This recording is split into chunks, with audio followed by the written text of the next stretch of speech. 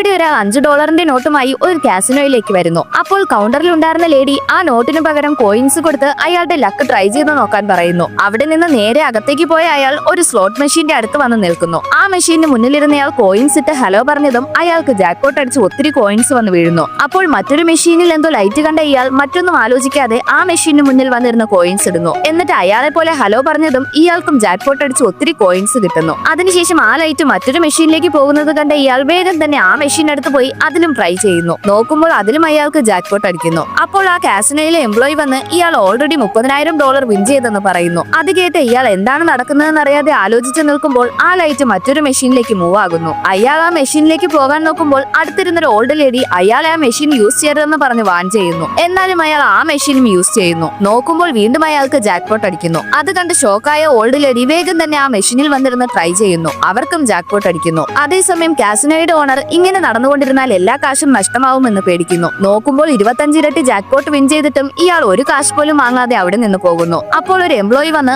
അയാളെ ഓണറിന്റെ അടുത്തേക്ക് കൂട്ടിക്കൊണ്ടു പോകുന്നു. കാസിനോയുടെ ഓണർ ഒരു ബാഗ് നിറയെ കാശ് കൊടുത്ത് അയാളെ ഇനി കാസിനോയുടെ ഭാഗത്തേക്ക് പോലും വരരുതെന്ന് പറഞ്ഞയക്കുന്നു. അതിനുശേഷം കാസിനോയിലെ കാറിൽ തന്നെ അയാളെ വീട്ടിൽ കൊണ്ടാക്കുന്നു. അപ്പോൾ വീട്ടിൽ നിന്ന് പുറത്തേക്ക് വന്ന വൈഫ് ഒന്നും ചിന്തിക്കാതെ അയാളുടെ ചെകിട്ടത്തടിക്കുന്നു. പക്ഷേ വീടിനകത്ത് വന്ന് ബാഗ് ഓപ്പൺ ചെയ്ത് നോക്കിയതും അവളുടെ ഫേസ് ചേഞ്ച് ആവുന്നു.